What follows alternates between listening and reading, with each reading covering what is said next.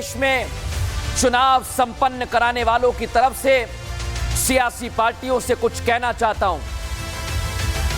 आप आते हैं, राजनीति करते हैं, संवैधानिक संस्था पर आरोप लगाते हैं और चले जाते हैं। यही चुनाव आयोग है और इससे जुड़े करोड़ों सदस्य हैं। उनके लिए आज मैं आपसे कुछ कहना चाहता हूं।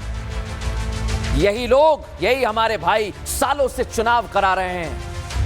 जब आपकी सरकार थी तब भी यही चुनाव आयोग था। आज आपकी सरकार नहीं है तो ये चोर हो गए आपके लिए, ये खराब हो गए। इतने चुनाव हो गए हैं, सरकारें आई चली गई और आएंगी चली जाएंगी। इन्हीं लोगों को चुनाव कराना है, यही कराते हैं, यही कराएंगे और इन्होंने ही कराए थे। लेकिन आप चुनाव नहीं जीत पा रहे तो इसका मतलब यह कि सारे चोर हो गए, सब चोर हो गए।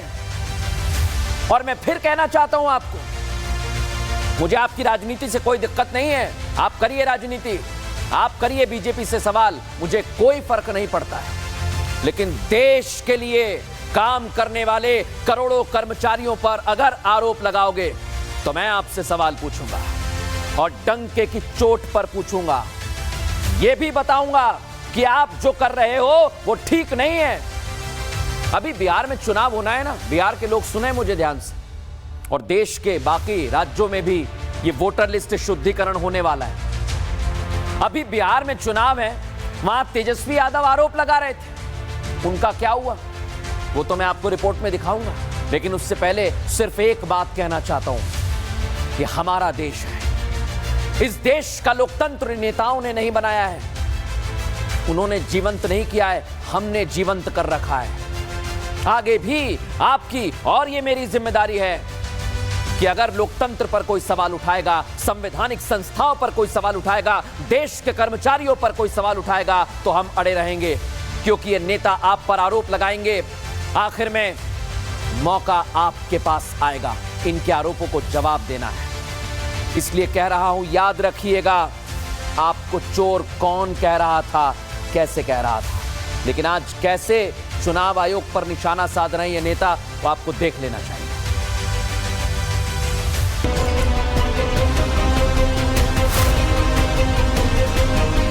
चर्चा करने के लिए तैयार नहीं है, आप केवल कह रहे ना।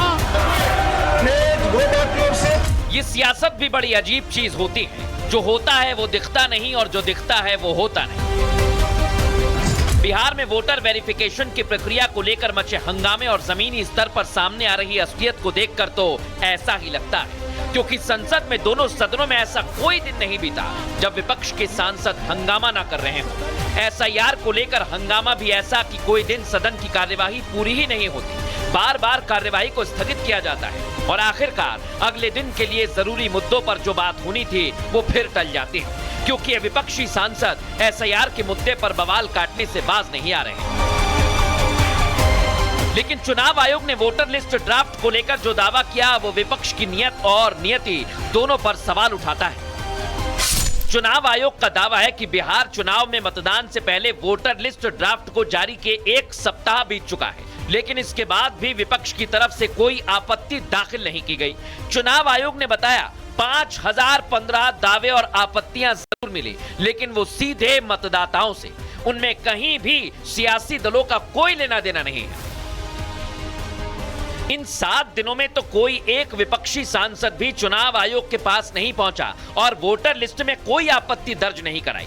लेकिन बिहार विधानसभा से लेकर लोकसभा, राज्यसभा तक विपक्षी खेमा हंगामा खड़ा कर रहा है। ये विपक्ष का दोहरा चेहरा नहीं तो और क्या है। चुनाव आयोग का यही दावा बताता है कि विपक्ष के हाथ खाली हैं और सिर्फ बिहार विधानसभा चुनाव में हार के डर के कारण ये पूरा माहौल बनाया जा रहा है।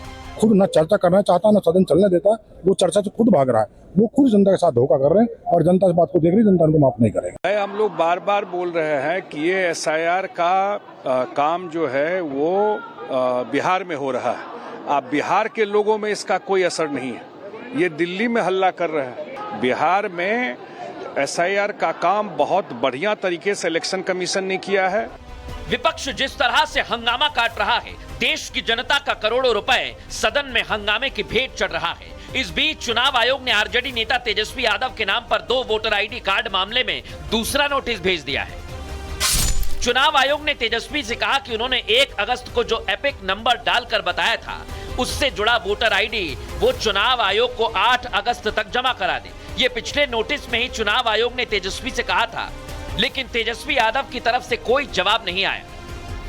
पहले नोटिस का जवाब न मिलने पर चुनाव आयोग ने तेजस्वी को दूसरा नोटिस भेजा और 2 दिनों में जवाब मांगा। Tejashwi Yadav 2 voter ID card मामले में घिर गए हैं, लेकिन तेजस्वी ने जिस तरह प्रेस कॉन्फ्रेंस कर एसआईआर की प्रक्रिया पर सवाल उठाए थे, ठीक उसी तरह राहुल गांधी ने बीते चुनाव में वोटर लिस्ट की गड़बड़ियां सबूतों के साथ गिनवाई। राहुल ने कहा कि वोटर लिस्ट में दर्जनों ऐसे नाम हैं जिन मतदाताओं के घर का नंबर 0 था। ऐसे मतदाताओं के पिता का नाम कॉलम में अंग्रेजी के अक्षर में लिखा हुआ था। कर्नाटक के बेंगलुरु सेंट्रल लोकसभा सीट का उदाहरण देते हुए राहुल गांधी ने कुछ नाम दिखाए भी। Father's name ILSDHFHUG। तो थोड़े और फादर्स नेम दिखाओ, ये बड़े इंटरेस्टिंग नाम है इनके।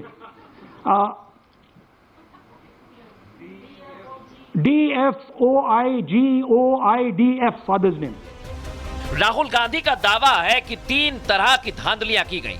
या तो घर का पता होता ही नहीं है, या फिर एड्रेस 0 होता है, हाउस नंबर 0 होता है, स्ट्रीट नंबर 0 है, या फिर घर के पते को वेरीफाइड नहीं किया जाता। कांग्रेस नेता ने कहा कि 40,000 ऐसे वोटर हैं। राहुल ने अपने प्रेजेंटेशन में महाराष्ट्र और कर्नाटक की वोटर लिस्ट दिखाई और दावा किया कि दोनों राज्यों में संदिग्ध वोटर हैं और वोटों की चोरी बड़े पैमाने पर की जा रही है। We stated with certainty in our mind that Maharashtra election was stolen. Voter list is the property of this country. The Election Commission refuses to give us the voter list. So these 2 things made us believe with reasonable certainty that the Election Commission of India was colluding with the BJP. अब देखना यह है कि राहुल के दावों में कितना दम है। कहीं उनके दावे भी तेजस्वी की तरफ फर्जी तो नहीं है। चुनाव आयोग को गलत ठहराने के चक्कर में वो मोटे मोटे आंकड़े तो लेकर सबके सामने नहीं आ गए। राहुल गांधी ने हफ्ते भर पहले जिस एटम बम को फोड़ने का दावा किया, आज उन्होंने ये लंबा चौड़ा प्रेजेंटेशन दिखाकर उसे फोड़ने की कोशिश की। लेकिन अब सबको इंतजार है चुनाव आयोग के जवाब का। चुनाव आयोग ने राहुल से कहा कि वो पहले शपथ पत्र पर साइन करें, लिखित तौर पर सबूत पेश करें ताकि इस बारे में एक्शन लिया जा सके, और साफ कहा कि अगर जानकारी गलत पाई गई तो उनके खिलाफ लीगल एक्शन लिया जाएगा। इधर बीजेपी राहुल गांधी के चुनाव आयोग पर लगाए गए आरोपों पर हमलावर हो गई है। Special intensive review of the electoral roll had happened numerous times. It has been carried out throughout since independence. The claims made by Sri Rahul Gandhi and his team are completely bogus. क्योंकि जिस तरह तेजस्वी ने EPIC number दिखाकर देश को बरगलाने की कोशिश की थी, कोई बड़ी बात नहीं उसी रास्ते पर राहुल भी चल रहे हों। क्योंकि चोर चोर मौसेरे भाई होते हैं। सियासी चाल में देश के साथ खिलवाड़ करना बड़ी बात नहीं, लेकिन किसी भी हाल में लोकतंत्र से खिलवाड़ ना हो, ये एक एक नागरिक की जिम्मेदारी है, और ये जिम्मेदारी हम अपना प्रतिनिधि चुनते वक्त निभा सकते हैं।